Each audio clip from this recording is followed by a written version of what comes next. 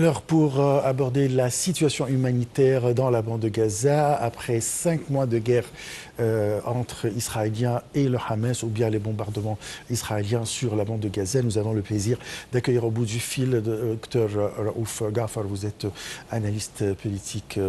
Bonsoir. Bonsoir.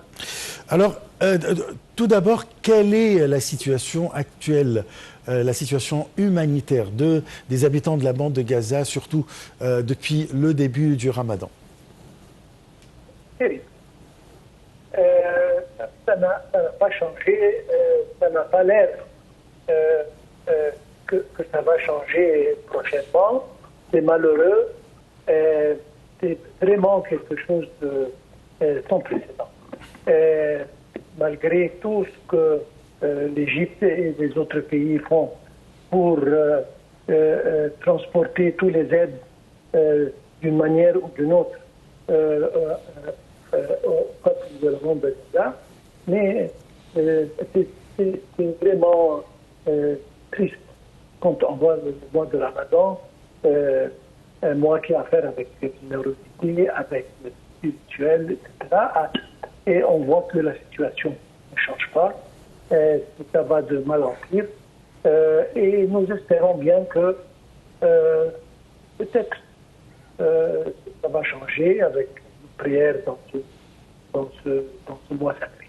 Mais en principe, situation vraiment très, très, très malheureuse.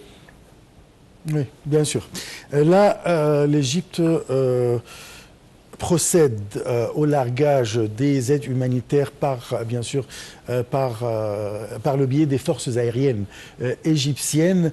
Est-ce que c'est une bonne idée? Est-ce que ça aide vraiment les habitants de Gaza pour être acheminés ou bien pour avoir des aides alimentaires? Absolument. C'est-à-dire le passage des aides par Rafah peut-être n'est pas suffisant. Donc on aide avec ceci. Ça arrive à des endroits peut-être un peu loin de Rafah, donc on peut satisfaire la bande de Gaza en général dans beaucoup d'endroits. C'est-à-dire n'importe quel effort que l'Égypte ne manque pas à faire aide toujours à faire arriver ces aides au peuple de Gaza. Oui, c'est un effort vraiment à admirer. Et comme je vous avais dit, je confirme que l'Égypte fait tout ce qui est possible pour aider le peuple de Gaza. Oui. D'autre part, beaucoup de négociations, beaucoup de réunions, surtout ici au Caire, concernant des négociations pour un cessez-le-feu ou arrêter la violence, arrêter les bombardements israéliens sur la bande de Gaza. Pourquoi tous ces essais, toutes ces tentatives n'ont jamais abouti jusqu'à maintenant? À mon opinion, c'est que parce que le Premier ministre israélien, pour lui, c'est une chose très personnelle. Son futur politique, il est en danger et il pense que si jamais il est victorieux, ça va changer. Mais il n'arrive pas à une victoire et il ne va jamais arriver. Et donc, on ne parle pas de raison ici, on ne parle pas de logique, on parle d'un monsieur très têtu qui pense que il veut faire une victoire très personnelle pour son propre avenir politique. Égoïsme personnifié, et c'est pour ça qu'il n'entend pas. C'est-à-dire maintenant, même en Amérique, l'Amérique était derrière Israël catégoriquement. Maintenant, ça change et la plupart des Américains commencent à comprendre que c'est une bataille qui est perdante. Donc, ils ont changé d'avis. Et la communauté internationale, presque sans exception, elle est contre ce qui arrive, mais Israël n'entend pas, ne voit pas, ne sont pas et continuent atrocités et meurtres, etc. À votre avis, parce qu'il y a des rapports journalistiques israéliens qui parlent que c'est possible qu'il y aura des élections prochainement en Israël pour voir, soit pour renouveler pour le gouvernement ou bien le changer. Est-ce que ça sera la solution peut-être? Si jamais ils peuvent aboutir à ceci, ça peut changer certainement la situation. Mais jusqu'à présent, moi je ne vois pas ça. Vous dites qu'il y a des rapports, oui, il y a des gens qui veulent changer, certainement. Mais ce que je sens et ce que je vois, je ne vois pas un changement prochain qui peut vraiment mettre une différence à la situation actuelle. Malheureusement, je dis ça avec tristesse, mais selon mon point de vue, je ne pense pas que ça va changer très prochainement. Si je passe à la question de la mer Rouge, avec la violence dans cette région, les frappes des Houthis et l'alliance américaine, alors, je parle des pays du Golfe, ne participent pas à cette alliance. Pourquoi, à votre avis? Ce qui arrive dans la mer Rouge, nous savons tous qui est derrière. Et ce n'est pas pour le bénéfice de n'importe qui. C'est-à-dire tout le monde, sur le plan économique, est affecté par ce qui arrive. Je ne parle pas de bombardements américains ou bien ça. Je parle de commerce international qui est affecté dramatiquement et ça se reflète sur le monde entier. C'est bien compris que beaucoup de monde veulent se garder loin de ce qui arrive, mais c'est une situation déplorable, très malheureuse.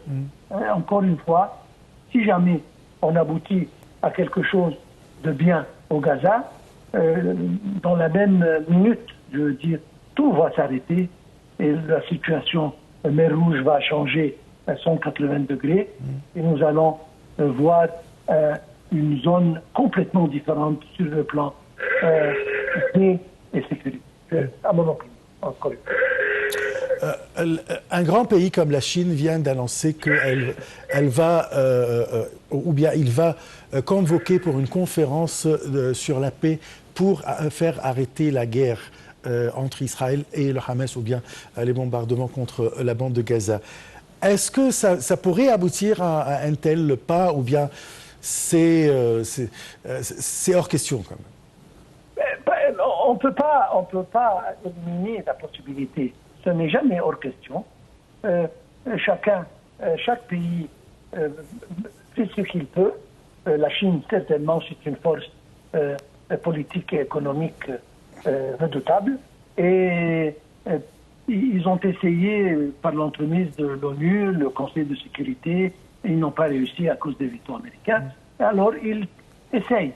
Et ce sont des essais qui sont toujours bien vus et que nous espérons que les forces politiques et économiques internationales, si jamais ils se mettent ensemble, peut-être ils peuvent exercer une certaine pression sur Israël pour accepter un cessez-le-feu ou n'importe quoi pour arrêter ce qui arrive. Donc, on ne peut pas complètement ignorer la possibilité que ce genre d'effort puisse aboutir à une conclusion positive. Nous espérons bien, nous prions pour ça. On espère bien. Je vous remercie beaucoup, Dr Raouf Ghafar.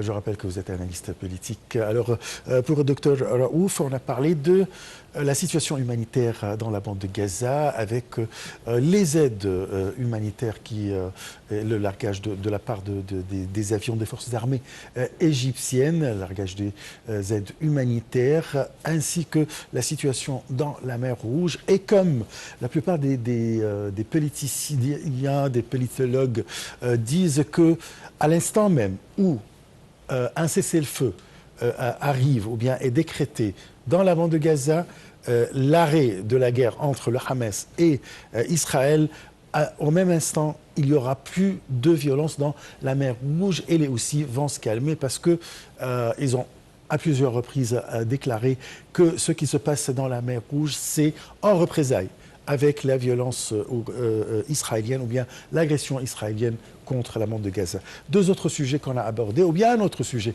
qu'on a abordé, il s'agit des réunions entre le président Abdel Fattah el-Sisi et beaucoup de délégués de la part de l'Union européenne qui étaient en visite en Égypte avec la signature d'un partenariat stratégique global entre les deux parties, des aides et des prêts de la part de l'Union européenne à l'Égypte de 7 milliards 400 millions d'euros pour le développement, pour des projets d'énergie, pour arrêter l'afflux ou bien toute tentatives d'émigration clandestine qui viennent soit de l'Afrique, soit du pays ou bien de la Libye pour émigrer vers l'Union européenne. Tout ça, ça fortifie les relations entre l'Égypte et l'Union européenne. Voilà, c'était les deux sujets qu'on a abordés pour ce soir. Je vous remercie beaucoup. Très très bonne soirée et au revoir.